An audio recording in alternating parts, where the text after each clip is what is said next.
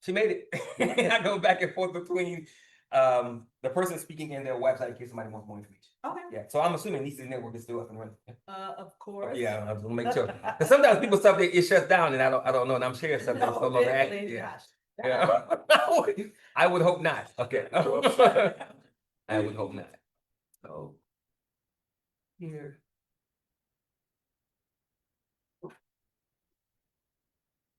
All right, so you have any questions for me about anything?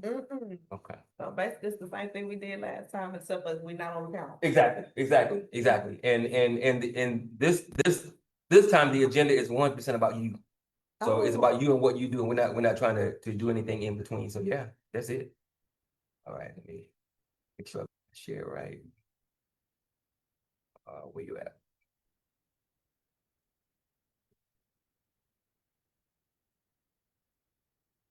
So we should be good to go. Just making do a quick test.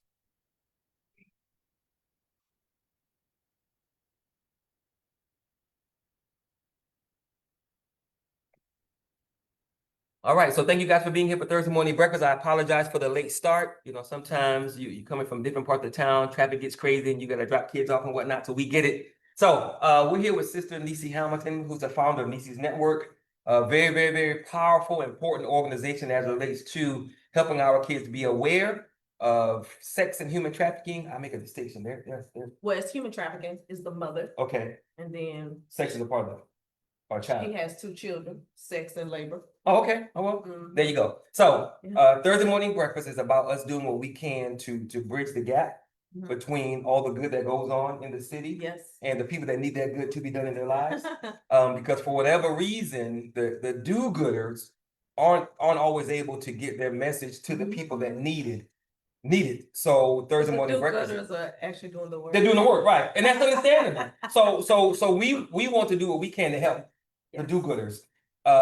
Make sure that good work is reaching the community. Yes. We try to get out, my organization, at least 3 weekends out of every month. And I've been working on what I call a community benefits package. Okay. By which I want to be able to leave that household with something that can help make their lives better with a packet of information. And I'm actually working on a little booklet. So of course, Nissi's Network is going to be a part of that, because I think as you know, with how we met with this whole HISD sexual predator cover-up thing. Yeah. People know, but they don't talk, especially us in our community. We love to look the other way, but we'll complain all day long. Yeah. So if I can give them something that they can look at and utilize without making a big fuss, because the threat might be in the house, then that's a good thing. Right. So that's what we do here, and I'm going to turn this thing over to you so you can talk about how you got here, Nissi's Network, what it is that you do, and then we'll. All right. Thank you very much. Okay. So good morning, everyone. I am Dr. Nissi Hamilton. I've been in the streets a long time. My mother was actually a victim of human trafficking before we even had the word human trafficking. And she had a street name. Her street walking name was Strawberry downtown Ho. That's how they knew her. Oh, wow. And she had a very long rap sheet for HPD up until she was murdered by the people that she was being trafficked by. And my relationship with Crime Stoppers Houston, which is wonderful. I think they're doing an awesome job. They kept in touch with me once they found out I was her relative. And they put out wanted, the wanted posters for who murdered my mother, but also giving a reward, $5,000 for the information for my mom. And I think that's really special and important, especially when, you're in the sex trafficking realm, you're not leaving money or anything to your children. Yeah. The only inheritance is that trauma. Yep. And I appreciate Crime Stoppers Houston for bringing closure to me about that particular trauma, and also leaving the door open for me to come back and be welcomed in as family, but also, be able to change the trajectory of my life. Unfortunately, a lot of places in my life ended up looking just like my mother, mainly because we have no community. Okay. And community just means, come on, y'all, let's unify. Right. Yeah. And, it's like everybody can go to church and they bring their sins to the altar. The drug dealer, he can bring his sins. The thief, he can bring his sins. The fraud can bring their sins. But when it comes down to the hoes. Okay, let's keep it real.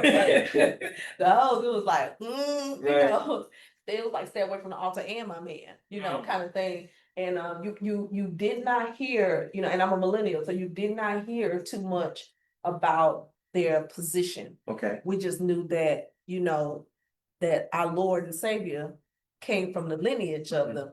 So it would make you think, you know, if our Lord came from the lineage of this realm, then why is Satan so invested in it? And why would he want to continue to pervert it? Okay. You know what I mean? Yeah. And so in digging deep Mm-hmm. was born Nissi's Network Incorporated. Okay. Originally we were a survivor's voice of victory before I knew any better about nonprofits and turning into a business and things like that. Mhm. And when I did survivor's voice, it wasn't a problem as far as the, you know, the business. It was a problem for the name. It was a survivor's voice. So I was getting survivors from all over the world, but from all walks of life. Oh, okay. All right. So it's too broad. It was too broad, Okay, and it okay. was taken away from the messaging of human trafficking. I was Gotcha. getting domestic violence. I was Gotcha. getting sexual assault. I was getting all of these other survivors whose voices very well, you know, important and needs to be uplifted. Yeah. But that was not my space, and I really, really had to be specific about human trafficking. Yeah. That's a sad reality, because that means that they're reaching out for help too. Absolutely. Wow. And somebody not Yeah. on their level. There's no whoever outlet. God Yeah. called to be their Nissi Yeah. and wherever they at, That's Kelly. Yes, they ma'am. don't, you know, Yes, ma'am. have it. And it's unfortunate. I'm sure there are some other Nissis out there doing, you know, doing their thing. Yep. And things like that. But you know, we don't see it a lot. Right. For our sexual assault victims who need as much support and things like that. So that's unfortunate. But you know, here we are. Human trafficking for me started at 15 years old while being sued by the state of Texas for being homeless as a minor. You said by being sued? Sued, right? I was sued at 15. Oh, because you were homeless? And had a baby. Oh, wow. I was a mother. Okay. And what helped me understand adultification, which wasn't a term that we used back then, was that, you know, if you were a different culture than other cultures, then it was presumed that you can handle certain hardships or life experiences because you were Black. Okay. Or because you were, you know, in certain situations, you were supposed to be able to handle it and manage it. Oh. So okay. I had to learn very quickly that there was a distinction between me being Black, female, young, and then a mother, but not an adult. Okay. And you got all these different gaps going on, and nowhere in the law do I fall in that. I don't fall anywhere. Okay. So the law does not protect teenage mothers. Okay. Then or now? Even now. Okay. There is, if you're 15 and you're a mother, the presumption is you are a teen mom. Right. Okay, so you have the autonomy of an adult, but without the protection. Okay, but you're not really an adult if you're only 15. Absolutely. Yeah. You still need a parent. Okay. The law does not specify where we fit. Which is a problem. Absolutely, it is a problem. Yeah. Okay. And so people don't really understand, you know, how can you sue a 15-year-old? Yeah. Well, the law didn't say you couldn't. Yeah. Because the penal code says that you can. Family code doesn't say that there's a specific age when you acknowledge a person as a mother. So the term adultification, Yes. does that mean when you treat a child as an adult? Yes. Although they don't have the Protections. of an adult. Right. Okay. Okay. Got it. All right.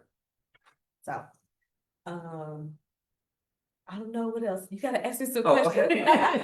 So, you unfortunately, sadly, amazingly, you were a victim of sex trafficking. I was. And I'm assuming that had to have something to do with your mother being in the trade, if you will, as well. I'm assuming. Yeah, absolutely. You know, we gotta be careful how we talk to our children. Okay. You know, you can't say things like, and you can, but you know, you run a risk. It is witchcraft. You're gonna be just like your mom.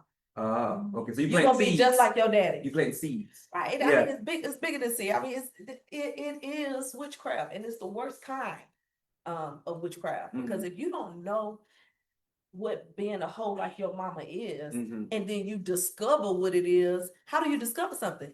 You gotta play with it. Yeah, You gotta practice it. Yeah. You don't know it's bad. Yeah. Because that's not what's being translated. The only thing being translated is not hoarder. It's just you're gonna be just like your mama. If you ain't spent time with your mama, you don't know your mama's past, you don't know your mama's history. You just see her in and out of jail, in and out the streets, Right. in and out of cop cars. You're not thinking, oh, I can take that and turn that into me becoming a police officer. Right. You ain't thinking that At all. You thinking Because nobody's planting that seed. right. Nobody's saying, you know what, your mom was in and out of cop cars, so you know what that means? Mhm. You're gonna be a police officer. Yeah. See, that's how you take something and turn it around for the good of that child. Are you an only child? No, I'm not. Okay. Yes, I Siblings, have. boys, girls? I do have siblings.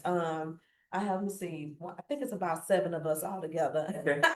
But not from my mom. So Okay. it's like 2 on my mom's, 2 of us on my mom's side. On my dad, it's like 5. So the youngest, oldest, where do you fall? In I'm the baby girl. Oh, okay, okay. I'm the baby girl. So your sisters, did they have to go through the same type of trauma as well? No, they went through some similar things, but not specifically that. Okay. Not Okay. trafficking. So how do you find yourself in the? No, she's the baby girl. Baby yeah, girl. yeah. So how did you end up being a victim of the trafficking? How'd that work? So, well, once I was sued by the state of Texas, I was given certain provisions. Okay. And I was given adult provisions, but not adult protections. Okay. So I had to find a home. Okay. Like an adult. Had to get a bank account like an adult. Okay. And I had to have education like an adult. Okay. Or I wouldn't have my baby. Got it. And so you go through years of you're gonna be just like your mama to now you can't have your baby. In the middle of that, you just like, well, I don't want to be like my mom. You gotta make ends meet. But I don't want to lose my children like my mama either. Okay. So this is where you start to become without any parental supervision. You only have the court's dictation about who you are before you even learn who you are. So is it safe to say that the system, the way it's currently constructed, kind of aided in your going that route? It did. Yeah. And wasn't nothing kind about that. It really didn't give you a lot of options as it relates to. Still are no options. Yeah. I mean, all the codes are would govern our lives, right? Okay. There are unwritten oaths. And there've been unwritten oaths since biblical days, since the first unwritten oaths that we know about are the Amari codes, and the Amari codes come from Ahab's father, who we know Ahab was married to Jezebel, and she got a chance to see her father-in-law enact some things and stuff, and so then she did it as well. And so when we mention Jezebel, we only think about the appetite to deceive. Yeah. You know what I mean? Or, that witchcraft and things like that and stuff. But we don't think about, the inheritance of the information that was passed down throughout the generations of all the other, Hebrews and things like that, stuff that men let go by and turned a blind eye to, versus the women who were righteous, who were like, okay, no, we ain't gonna be able to do that, kind of thing. Okay. So that's a good segue to my next question. So, growing up, before you became pregnant and had to do some adult things really fast because you had a child, were there no, did you not have a village? No aunts, no uncles, no cousins. No one was saying to little Nissi, you don't have to be like this.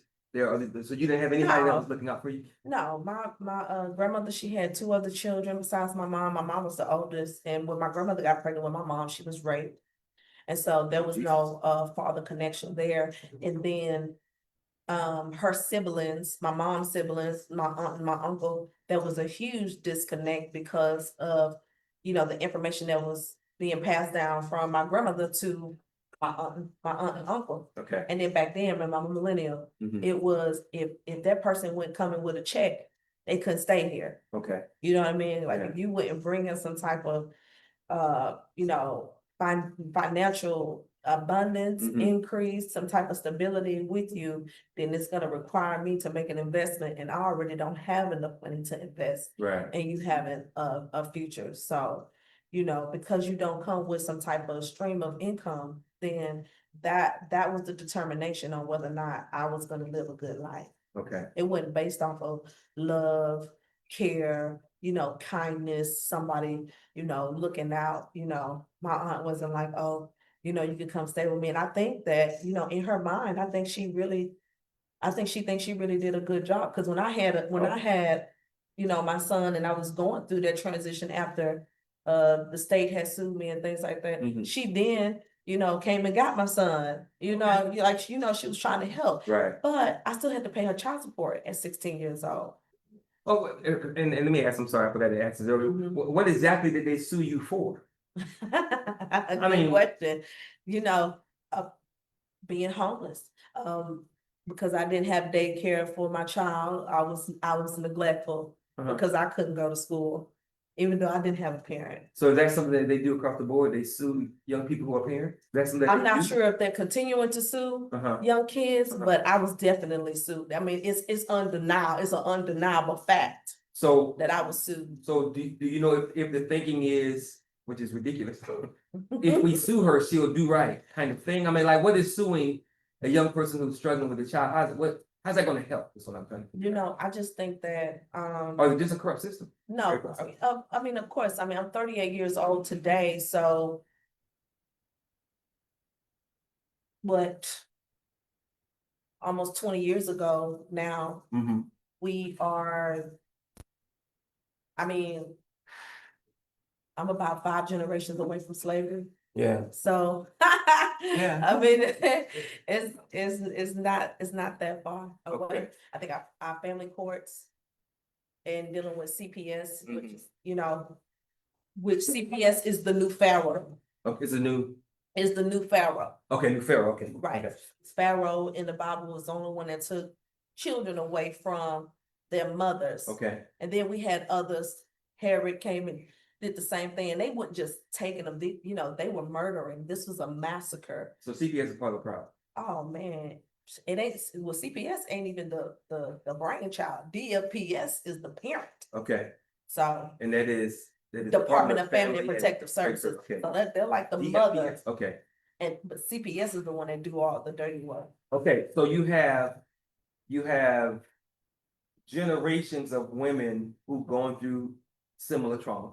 Absolutely. You have a system that is not as supportive as one would think it should and could be. Absolutely. And here you are, a young Black girl with a child having to deal with both of these things at the same time. So it sounds like to me that you being caught up in the sex trafficking sub industry was damn near guaranteed because you're dealing with so much and you don't have the proper support. Would that be a good way of looking at all of this? As far as the story? Well, don't put it on me because I'm the child. Okay. But what I was forced to deal with, Right. and the way I got trafficked Mhm. was because the gaps that have gone ignored in many children's lives Okay. left the door open for human trafficking to exist. Okay. So what The is same way it okay. does today. What is Well, for instance, if you were 15 years old and you're already a mother, are you considered an adult at this particular point? The Okay. law does not classify that. Okay. Where do I fall in the family code? Okay.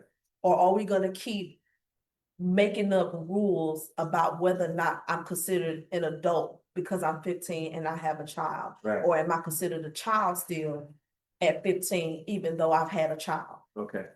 That needs to be a rule written. Where's the boundary at for that girl? Okay. And the boundary needs to happen mainly because now that we've gotten rid of abortion, which I'm not, you know, for anybody killing kids, Mhm. you know, per whatever the circumstances are. But let's just say your 15-year-old daughter happens to get pregnant by a trafficker. She now has to co-parent with the trafficker. Right. Right. Okay, so where's the law Yeah.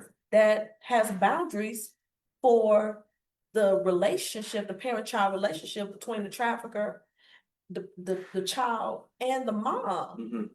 who's also a child? Right. Right. So help us understand what what you were going through at that time, 15 years old, before you got pregnant, that led to the pregnancy that eventually became you being trafficked, so that people have a better understanding of what that looks like, and we can kind of compare that to what maybe young girls are going through now to try and help prevent it from happening. So what was your life like then, so we can see what it looks like now? Well, I mean, back then, like I said, I was homeless mainly due to my grandmother being SMC, which is sole managing conservator. Okay. And nothing's wrong with having a sole manager conservator, Mm-hmm. but that conservator needs to have a conservator. Okay. Meaning, if something happens to the person that is sole managing or has sole custody Yeah, someone has of a particular person, yeah. then when something happens to them, who then becomes that child's Right. responsibility? Yeah. Right. Okay, that was a gap. Okay. Because that was not explained and ironed out, then I became an orphan. Wow. Okay. And as a result of being an orphan, that means state wasn't gonna come pick me up because my grandmother had passed away. Oh wow. So you just out. My aunt wasn't responsible for me. Yeah. My uncle wasn't responsible for me. My mama was in jail. I had never met my father. Okay. So whose responsibility was I? Yeah. And so when the state did not define that responsibility for my family said, well, since the state doesn't care, then we don't either. Isn't that where the foster system is supposed to come in? Absolutely. Yeah. Absolutely. But it did not come in for me like that. The foster system said, well, if we're gonna rectify this situation, we're gonna do it with a lawsuit.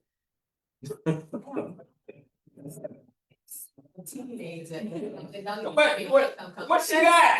That makes no sense. Okay, all right, so we have to understand as a community, that if we realize, we recognize, we see a child is struggling, we need to, wrap our arms around that child as much as possible to ensure that he or she don't fall in the many gaps that exist in the system. Would that be a good way of looking at it? Well, we can look at it that way. I can't give advice to that because I'm not an attorney, but as an advocate, what I would do is say, if whatever you can get to know about the child, and within your personal parameters, if you can help, help. But if you're physically, mentally, not capable of helping, then do not try to help. That would be the time for you to make a CPS call, which I understand. Most people are like, well, we shouldn't call, CPS, or we shouldn't do, certain things. But somebody needs to take responsibility of that person, or that person is gonna take responsibility of your belongings, of your life, of your destiny, of your children's life. But if they keep walking around here like nobody cares about them. Yeah, and that's probably what they feel. So I have a question, because that's a good point. So you think it's okay to call CPS because that meant that the family members weren't able to be mentally, physically, or financially capable of helping? No, not necessarily. That's what I'm saying. So, hear my heart. If it is a random child, and you see this child all the time, or something, this is a child, then yes, you might want to call CPS, Somebody, but not right away. Build a rapport. That's what you say, get to know the child. Get to know if you can. If you can, yeah. If you mentally can. If you cannot, then no, don't get. Here's my thing. Don't get yourself involved in anything that you don't later want to answer for. Okay, because CPS is still, legal advocacy, whether people want to believe it or not.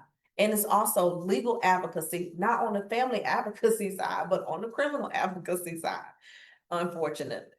Wait, CPS on advocates for the child? They advocate for the child, but it's in the criminal advocacy. Explain that. Not family. So you got the codes, family code, criminal code, education code, whatever it is. Okay. Family code says that you're a child under 18. Okay. Criminal code says you're a child 17 and under. Okay. Okay. Education code says that it does not define whether or not you're a child, Mm-hmm. okay? All it does is give you autonomy, but you are provisionally protected for your privacy from age 3 to 21 years old, Okay, but it doesn't define you as a child. It's not clear. okay, Now, that's unfortunate for us, 'cause remember, I was telling you that, uh-huh. you know, So, with education code. so is CPS helpful in the process of that? Well, CPS is criminal in nature, because so let me break it down to you like So this. Child Protective Services is criminal in nature. Oh, so let me explain. Okay. So, if a police officer was to come knock on your door right now Mhm. and try to gain interest, would you open the door? Will I open the door? Yeah, Sure, I open the door. you'll open the Yeah, door. but that, I'm male, I'm an adult. so- Oh, okay. Any normal person besides you, to me, Mhm. would they open the door? Uh-huh. What would Maybe what not. would they say? What would who say? What would the person on the other end of the door say? The police officer? No. Oh, the The person person- opening the door. Yeah. I would assume they would say, how can I help you? Why are you here? I would assume. You would assume. I would assume, yes. ma'am. Okay, so we dealing with the Black neighborhood. Yeah. Most people, and an average person will Mm. say, do you have a Do you have a warrant warrant? Okay, to enter, sure. right? Yep, That's more likely, I can dig that. Yeah, 100%. okay, Yeah. do you have a warrant?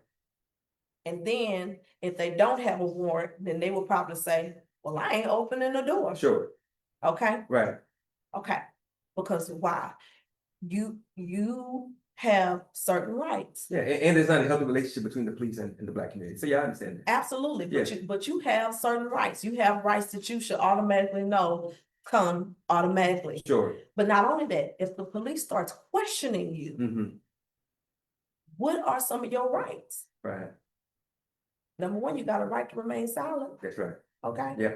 You already know anything you say or do Can and will be used against you in court of law.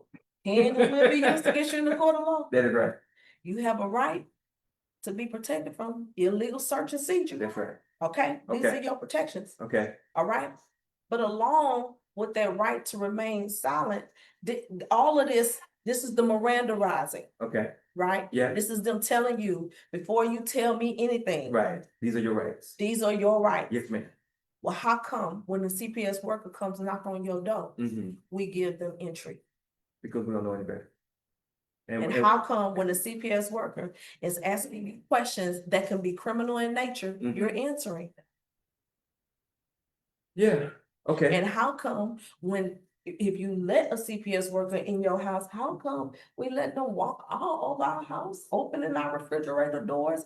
This is a criminal investigation. So when CPS shows up, do they show up by themselves or they with an officer? They usually show up with somebody, if they're practicing Uh-huh. how to violate people's rights. How to what? How to violate people's rights. They usually show up with a So supervisor. Nissi, do you prefer Nissi or Dr. Nissi? What do you prefer? No, Nissi is Okay, fine. Assistant Nissi, sorry. Yeah. So I would assume in all of my ignorance that CPS is showing up to help. You're saying that's not necessarily the case. The circumstance, Okay, it depends on what's going on. yeah, depends Okay. on the circumstance, Okay. Okay. right? So if an adult sees a child, that's obviously a child, out and about at the wrong time of day, and they call CPS, their job is to find out what's happening with the child to help the child be in a better spot. I'm assuming that's the whole point, correct? Of CPS? I don't work for CPS, Okay, but the presumption is that, they will at least get some details about the child and Right. figure out who are the parents of the child. And then from there, try to get some placement okay, for the child, so at least the child isn't, on the streets or Right. anything like that's a that. perfect segue to my next question. So when that doesn't happen, be it CPS, Nissi's network, or some entity, then the child obviously becomes vulnerable to being trafficked. Right, but Okay. that could be anybody, whether it's a child or Or an an adult. adult, and so, Okay. and I just wanted to be clear, so we don't necessarily place children, Mm-hmm. because we work with CPS, we work with CPS, Nissi's network. Nissi's network, Okay. right? Work with CPS, we work with APS, we work What's APS? with Adult Protective Services. Okay, We work with, they're not partners, Okay, but we work with them as far as reporting. okay, okay, So, the reporting system has changed since September 2023. So now when you report, you have to report in great detail. okay, And so what's happening is people are less likely to report because you have to write out so much oh, wow, information. okay, And you're reporting anonymously is Mhm. no longer, you can't report anonymous. no. Oh, man, that's gonna No. take a lot of reporters away from, because, I'm just letting you know what I see is a bad thing. I'm giving you my contact information.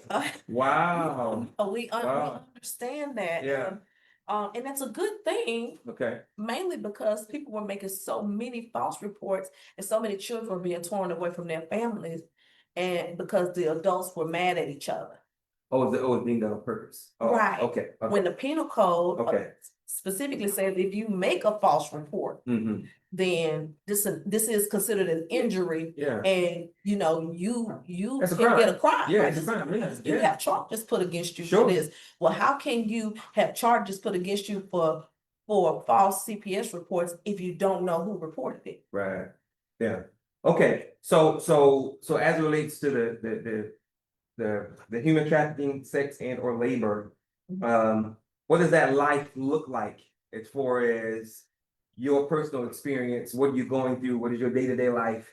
So that we'll have a better understanding of what that really is, so that we can hopefully, understand it and then try and do some things to help prevent it as much as possible. You mean, what does sex trafficking look like in children? Yes, Or ma'am. what? Yes, ma'am. Okay, well, I mean, it can look a lot of different ways. Remember, we are in 2026. Okay, So, they are very savvy okay. in the way that, they operate. They the traffickers. Not just the traffickers, Oh. the girls that are working with them. They Okay. may like this. I talk to parents and they'll ask me all the time, what can we do? And I'll say, okay, well, the first thing you do is stop teaching your daughters how to date men. Okay. And they'll say, well, I'm not teaching my daughter how to date a man. Well, sure you are. Tell me when you're talking to your daughter about dating a man, what do you say? Mm-hmm. And then everybody's like, well, yeah, tell a man's supposed to open the door. Oh, okay. A man's supposed to, he's supposed to pull your chair out for you. Oh, okay. He's supposed to pay for all the meals. Okay. What they're talking about is reasonable. Mhm. Nothing is unreasonable about what it is that they're saying. They're talking about chivalry. Mhm. I said, but what you're telling your 14, 15, 16, 17-year-old daughter is what a man's supposed to be doing, but she's going to school with boys. Okay. What's what? Going to school with boys. Uh, And when the boys are not doing what you just told her that man was supposed to do, Mhm. then instead of looking or waiting for the boy to turn into They're looking the for a man, man. they want the man. Yeah. They want to go straight to the punch. Yeah. Okay, the boy is no longer attractive Right. because you just taught her what the man's So the supposed boy's to a do. boy. Yeah. Because the boy is a boy. He Wow. don't know any better yet. Okay. Okay. And so then it start with these small little nuances, like, oh, he too young for me. I want to date somebody a little bit older. Mhm. And then a little bit older turns into, I don't want to date nobody at school. I want to date somebody outside my school. Yeah. And then so now we done went from telling them how to date a man to them going to school with boys to now they want to date somebody a little bit older to now they want to date somebody outside the school. You get to date somebody outside the school, what does that relationship look like? Right. It's online, it's long distance, Mhm. right? But do you get to meet the person online and long distance all the time? No, you don't. So then this is when you have people who are like, you know what? I can be what she wants. I can show up for Mhm. her the way she wants me to. So then these men who are predators create these online personalities and they end up becoming what they know. That's my phone to I turn on. know. I'm trying to turn it off. You turn it off. No, you gotta end that call. I just turned it down. It's my princess. Yeah, that's right. And so you have to she made me lose my train of thought. Sorry. You have to come in and figure out what that relationship looks like Mhm. or define it for your personal So if you self. start hearing your daughter talk that way, I'm assuming those would be red flags. Oh, absolutely. Yeah. Yeah, Yeah. absolutely. Okay. If I heard my daughter say she wanted to date somebody outside her school, Mm-hmm. oh, who is he? And let's meet him immediately Right. and How did you meet him? Right, right. Immediately, Okay, yeah. okay. So if a young person is being trafficked, what does that look like? How does an adult identify? But that's what I'm telling you now. Okay. These are the small nuances. Mhm. They look innocent, Okay. okay? Easy to catch, Mhm. but also easy to ignore. Okay. If you hear your daughter dating somebody at a school that's outside, the district or whatever, Mhm. and you thinking to yourself, oh, it's an online relationship. She probably ain't gonna never see him. The only thing you thinking about is she ain't gonna never get pregnant, because she ain't gonna never see him. Okay. See, we start minimizing our safety management Mhm. and we use the distance to justify whether or not the relationship is a good one. Okay. Does that make sense to you? Do you think that, both men and the women are doing that, like, or do you think that women see that clearer than men do? No, Yes. you mean do I think that women are doing the same thing that the men are No, doing? as far as, being perceptive to see, to watch, to see that these young girls are saying these things as far as like, how, like thinking that the distance is, oh, they're not gonna see him because they're long distance. Like with a woman, like for me, I would automatically, like my antennas would go up. Say, I don't care if it's a long distance, like you still shouldn't be talking to this person and they're not into school, you don't even know who it is. Right, Where I wonder if men doesn't really see any harm in that. right. Of course, the men don't see any harm in that because they don't have to worry about the boy jumping through the window. Right, Because of the distance. right. You probably thinking, oh, they're not dropping yet, you know what I mean? And it takes some time. If they was to come, I would, hear about it at some point, things like that to that nature. And the reason I say that because sometimes I feel like I'm overly concerned about that stuff, whereas my Mhm. husband feel like I'm just being overly concerned about it. Yeah. Mhm. Yeah. No, you should definitely be concerned about it. Mr. I can't think of his first name, Demetrius Davis. Demetrius Davis, he was a 24-year-old black male. And he pretended like he was a little white girl named Lily, and he was 11 years old online. And he was able to abuse over 30 children. The youngest age was 6 years old, and he was having siblings have sex with each other, take pictures of themselves naked, and to send it to 11-year-old Lily. But it was really 24-year-old Mr. Demetrius Davis. How you get a 6-year-old I mean, a 6-year-old, what can a 6-year-old do? They don't have no phone, they don't have no, They got iPads. oh, wow, a 6-year-old. Okay, so if you are a school teacher, community member, uncle, and you know that you know this young person, but you see a change in their behavior, you don't know what it is, but something's different. What are some of the red flags in behavior that adult could realize and recognize? Okay, this could be trafficking because this child is behaving this way. What are some of those behavioral red flags, if you will? So if you know that student is, you know, not of the means to have Things certain, Okay. like financial, shoes, like clothes. Okay, right? okay, And you see them with an iPhone 17, right. I got an 11. you know. I got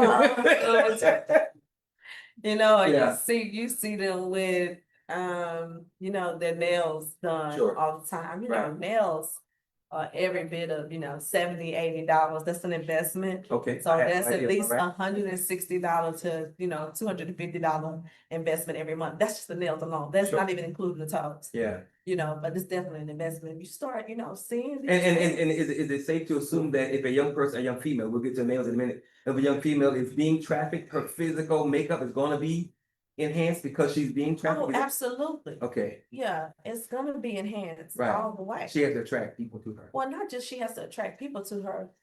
The trafficker needs to solidify his position. He has to win her mind, body, soul. Okay. Right. But he starts with the mind. A sex trafficker is a pimp, right? I would think. I mean, Well, right. So that's what Right. pimps do. the Yeah, trafficker is a pimp. he's a pimp, right, right. Right. So the legal terminology is trafficker. Okay, The street terminology is pimp. pimp, right, Right. okay. So you wouldn't go to court and be like, well, my pimp, Right, you know, but you was, if you were in court, okay, you would say my trafficker Gotcha, or okay. the trafficker. right. Okay, so what else goes along with that physical appearance changing? I mean, a lot of different things. You will see new tattoos. You know, you 16-year-old and you said 16-year-old with tattoos. How'd you get those tattoos? You know, we're not asking those questions because we see so many kids with tattoos. Oh, yeah, now. is that normal nowadays? I mean, it's so normal, but what, you know, I would say this, why are we shutting the tattoo shops down? It's a business, I guess. They pay permits and taxes to the city, I guess. Yeah, but they shouldn't be in the business of putting ink on children's bodies. Yeah, but when doesn't the child have to get a parental approval before they get a tattoo? I would think, right? I mean, I don't know. You think these kids are getting parental? No, I'm just saying that there should be a law. Is that not a law that they have to have parental approval? They come in with the money. Yeah, I know. Okay, all right. So the nails look good. They may have tattoos. What are some of the other behavioral red flags that an adult might You know, have? new shoes, Okay. you know, hairdos that, you know, are very expensive, you know, an average wig is about $300. What? I know, right? Okay, all right. Yeah, the little short blonde wig I was wearing, that wig was $330. Wow. Okay. Okay. Now, for me, when I think about human trafficking, sexual part of that trafficking, I automatically think about females. But of course, it's not just affecting females. Right. So how does that behavior look if a young male is being trafficked? It's the same thing where he might have better clothes, he might have a better haircut, he might be wearing different things, or is it No. different in males? With males, it's a little bit different. They're not as flashy as girls, so they Right. typically get more quiet Okay. and stuff. And withdrawn. And withdrawn, Okay. absolutely. And you know, trafficking for boys look different, especially if it's an older lady that's having sex with them Okay. and stuff. That's not exciting to talk about, Okay. you know. Or if they telling the girl no, and the girl end up sleeping with them anyways, Mm-hmm. you know, and then she like, well, I need you to sleep with my friends too, that you got a big old tallywhacker, and he Yeah. don't really know. He don't, you know, ain't no boy sitting up measuring they, you know what I'm Sure, saying, yeah. penises against other boys. They ain't saying, dude, let me look at yours Right. so I can look at mine and see. You know what I mean? Okay. That's not the Okay. duality, you know Yeah, what I yeah, mean? And so they're judging by the girl's responses, whether or not, you know, because their responses was gonna feed their ego. Sure. You know what I mean? Yeah. Psychologically. And it's like, oh, okay, well, she wants someone too. She wants some. Oh, well, shoot, I can give it to all y'all. And he ain't even thinking, well, they just ran a train on you. Is that trafficking or is that something else? No, that's a train is trafficking. If Oh, somebody train is trafficking. yeah, if somebody runs a train on anybody, oh, Uh-huh. that's definitely trafficking. Oh, okay. Yeah, remember when they had the girls? They had the one girl who would sleep with the whole football team. Yeah, that's not okay. No, I'm of course it's not. Yeah. I'm just not sure how it is defined as trafficking now. That's I always thought definitely trafficking was moving people for the purposes of sex or labor exploitation. That's how I defined it in my head. Yeah, that's not if she's sleeping with more than one football player and it happens on the same night, that's not movement. I don't know. Moving out of the city or moving. Almost move from place to place. I say, and that's the thing with human trafficking. It is the only crime that has everything to do with movement, but nothing to do with, you know, you being in a vehicle moving, you Okay. being in a plane moving, Okay. you know what I'm saying? Okay. So when we first met, I don't remember how we met. I was dealing with, but I'm still dealing with this whole HISD thing that we were trying to bring this person to justice. And I learned in my dealing with, I learned about grooming, which I had no idea what grooming was. Right. Just had a grooming law passed 2 years ago. So let us know what grooming is, and then I'll ask this next question. So grooming is when, basically the example that I gave with the girl dating, you know, want to do that online dating, she want to do it with a different school, Yeah. there's things like that. Well, grooming is basically just that if somebody's pretending to be something that they're not, or somebody that they're not, and then they convince you that you're in a relationship with them, or they convince you that, you know, oh, you know, I'm your play uncle, but they really not the play uncle, Right. or whatever. They somebody that's, you know, helping you. It could be any however you want to mix it up, Mhm. the ultimate goal and the intention is to get you to a place where I can victimize you. Right. And where I can lure you in and make you beholden Mhm. to that information.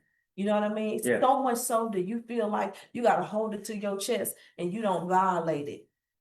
Okay. Get what I mean? Yeah. So it feels like a violation if you go tell, even though this is something that happened to you. Right. That I did. Right. Right. Right. Right. Right. So- Like, so- oh, I don't wanna go tell nobody because I don't want him to lose his job. No, Right. that's exploitation. Yeah. Yeah. That right there, the Right. fact that you want to protect somebody that abused you, Mhm. that's grooming. Okay. So in essence, grooming is you preparing this person for exploitation by you. You're grooming them to be exploited, and you're doing that in a number of ways. Right. Remember, it's with groomers, traffickers, it's always subtle. The greatest gift of a trafficker is physical communication. Okay. Whoever is spending the most time with this particular child, Mhm. that's the person that's gonna win their mind and their heart. Right. For girls, it's always in the mind. Okay. If we can romanticize a future with that person, Mhm. then we will defend that person to an honor. That's right. I mean, Yep. it's like pulling teeth. Yeah, you do. It's a defending your war. abuser. Yeah. Right. Yeah. Well, you don't know you defending your abuser. Exactly. You defending your man. Yeah, because you've been properly groomed. Right. It Yeah. was a proper grooming. Yeah, Right. and that's why the psychological aspects are so heavy, because that has a serious tug and a serious hold. Absolutely. And Yeah. this is why, some girls go back when you're dealing with trafficking scenarios. Okay. They end up going back. Okay, so the follow-up to that question was, I learned that, which was absolutely mind-boggling to me, that 1 out of every 4 children Mhm. have been sexually preyed upon, molested, assaulted in some way. Well, 1 in 4 boys. 1 in 4 boys. Well, take that back. It's 1 in 4 girls, Uh-huh. 1 in 6 boys Wow. Okay. will have been sexually abused Uh-huh. in some kind of way before they even reach the age of 18. Okay, so this is a big deal. This is a big issue. Absolutely. Okay, and you would say that it's a big deal because we lack the village that we're always talking about, because the laws on our sides, because people are too distracted, afraid. Why do you think it's such a big problem? Well, number one, our laws did not adjust to human trafficking or the mismanagement of culprit human trafficking Okay. for many years. I mean, the first time we had heard about human trafficking was from Bill Clinton, Mhm. and we thought it was something that just happened overseas. Right. We didn't think it was something that could happen in our state. Sure. Okay. Yeah. But that was 2003. That didn't excuse the last 400 years that we've been talking about slavery. That's right. Every time we talk about Which was definitely slavery, human trafficking. right? But Yeah. every time we talk about slavery, the depiction only depicted the black male and what happened to the black man Uh-huh. during these epic times, Yeah. these serial epic times of human deconstruction. Mhm. And we did not think about what slavery did to black women in their bodies, Okay. having to be that paper brown skinned chick Mhm. that lived in master's house. Okay. Okay, which is why we have so much tension between black and white women, Mm. because our great grandmothers had to sleep with their white husbands, Mm. but their white grandmothers had to be quiet about it. Okay. You know what I mean? Yeah. Yeah. So how would you, we have a hard time dealing with cheating today. Mhm. How would you feel if your mistress or Yeah. your cookie or your, you know what I mean? Yeah. Yeah. If your pickaninny, if your we call sapphire, if your sapphire, Mhm. was in the house with you, and you knew when your husband went in the bed with you, he was down the way Right. with Right. Yeah. his mammy. Yeah. And you You knew know, that that's where he and you was. knew. Right. Yeah. You knew, and it was in the house. Yeah. And you couldn't say nothing. Okay. But then the biggest qualm is when the white women had to share inheritance with black children, Mhm. with these half black, half white Right. mulatto children. Okay. And so then we see these tensions. Right. And you never see black women and white women sit down and have this part of the conversation. I'm hurt that this happened. And instead of having that beef with white men, oh, they're not sitting up talking about their white men, but our black men are sitting up talking about their black women. Okay. See what I'm saying? Yeah. And then there's another part of the tension Okay. to slavery, because we're still not talking about, we're getting through all of this race battle, but we're still not talking about what happened to women's bodies. Yeah, we're still not talking about the trauma. Not at all. Yeah. And then we get into the early 1900s when we start acknowledging what trafficking is to women. And then we create a word to explain this dichotomy. And then we say, well, this is human trafficking. But then the word human trafficking was only a word to prevent white slavery. Okay. So it wasn't a word that prevented slavery from happening to Black, Latina, Black and Indigenous people of color, Asian, you know, all these other races of women. It was only to prevent white women from being trafficked. Gotcha. or from being sex slaves. Right. Right. Okay, that couldn't happen to them. Right.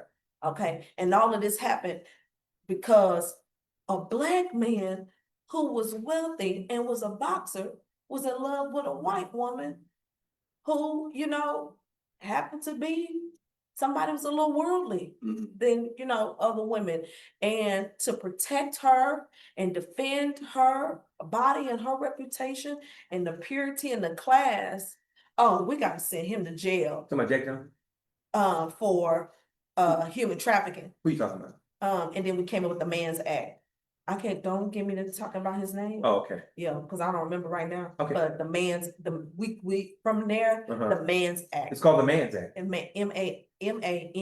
Okay. The Man's Act. Okay. And so then here's more tension. Now, mind you, Bill Clinton mentioned trafficking in 2003. Before that, you know, we had slavery. We only talked about what happened to Black men. We never talked about what happened to women. You got the tension between the white woman and the Black woman. They're not getting along.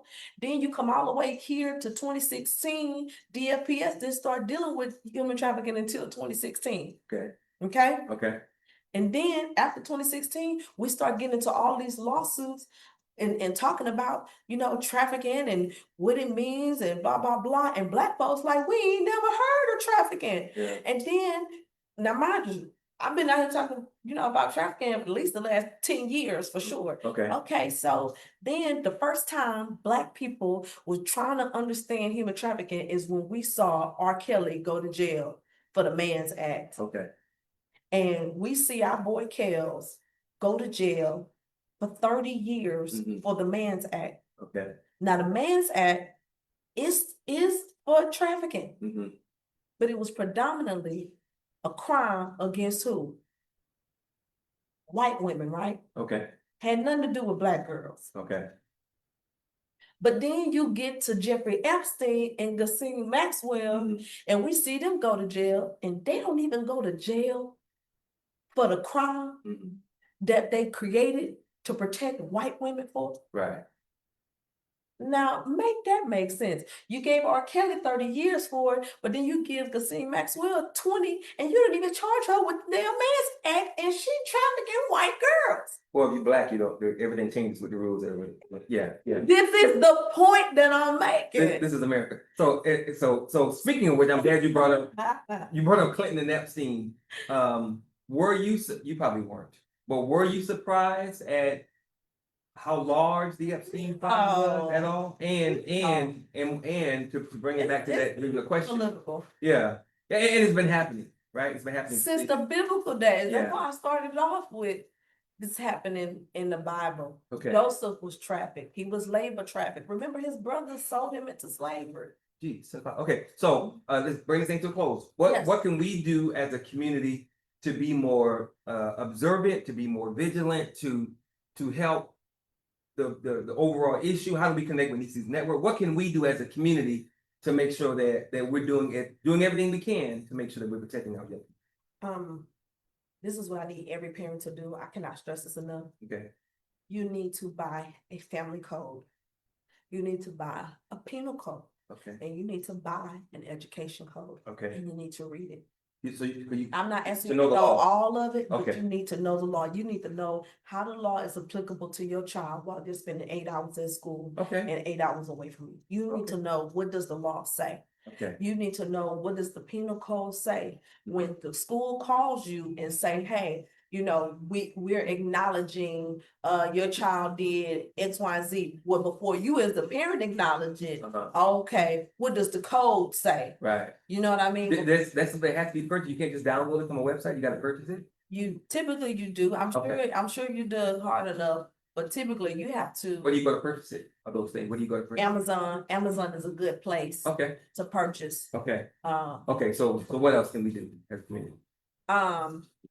you can always just stay connected to me. You know, Okay. a lot of times people call me when their kids go missing. Right. And I'm like, ha, you know, and it's not funny. Yeah. It's like, I don't look for missing children. Right.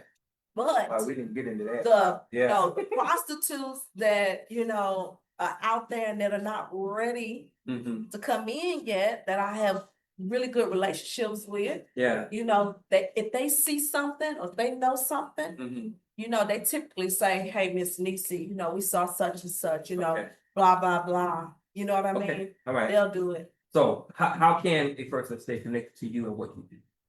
Go to the website. You can always come see me in one of my offices. And the website is Nissi's Network Incorporated.com. is it incorporated spelled out or is it INC? Just INC. So it's Nissi NISSIS Uh-huh. Network NETWORK INC.com. Okay. All right. I'm good. Any questions? I have questions. Earlier, I think like a relative didn't have the capacity, I guess they didn't have the financial, whatever. Grandmother, right? The grandmother? Your grandmother? My grandmother had In your case? SMC. Okay. Yeah, what? Sole managing conservatorship. SMC. Yeah, over me. So, and what I was saying was, if you know somebody who has sole managing conservatorship over a child, then that conservator needs to have a conservator. So if something happens to them, then who's gonna be responsible for the child? I don't think anybody thinks that far, they just Right. put everything on. Yep. Yep. You're right. Exactly, Right. exactly. And Okay, so my so- grandmother died 9 months after I was released to her custody. Wow. 9 months. 9 months. So on top of everything else, being a young Black girl in America, you got to deal with the loss of your grandmother. Man, you had to deal with a lot. Absolutely. Yeah, yeah. I'm gonna say this, and I'm stop talking. Have you sought counseling for all this stuff? And if so, when did you first reach out and say to somebody to talk to? Oh, Because I'm sure at some point you realize I got to talk to somebody. well, I'm always in counseling. Yeah, amen. Amen. Yeah. Indeed. When you start, when you realize you need to talk to somebody. I started counseling in about 2016, somewhere in there. Okay. Well, and it wasn't necessarily counseling, I was seeing a psychologist. Okay. For That sure. counts. Yeah, Yes. because PTSD is Yeah, real. Sure. Yes, And ma'am. that I do have PTSD is Yeah. really, really bad. Yeah. So I've gotten calmer Okay. since just saying, okay, you know what, this is something that happened to me. Right. This is not something that, you know, I asked for it. I didn't ask for this, Sure. you know. Yep. Yep. Okay. All right. So let me get up here and close this thing out for the next song. So this is why we do Thursday morning breakfast. Because there are a lot of things going on in our communities that we absolutely must be open and willing to talk about. Absolutely. And then once we talk about them, it doesn't end there. We got to do something. And there are so many things that are happening so fast in this country that we're already behind. So we got to find the people, the do-gooders, Yes. and then forge a relationship with the do-gooders and find out what they do, how they do it, why they do it, so that we can learn how we can help. Absolutely. Because it really does take a village. And if you're not willing to be connected to a village that's doing a thing to solve a problem, you're part of the problem. Absolutely. And then we got to move you to another category. So thank you very much for coming out, Sister Nissi. We will continue to work together because I still have this thing that I've been working on Yes. that I still need and want your counsel on. Because I firmly believe, and we were talking about this before you arrived this morning, I firmly believe that no one can do everything. Right. But if everyone does something, everything will be done. Absolutely. And if we have that mindset, then we can get a lot of things done. We just have people that are willing and able. Absolutely. So on that note, thank you again. Thank you guys for being here, and we'll see y'all on next Thursday. All right, there we go.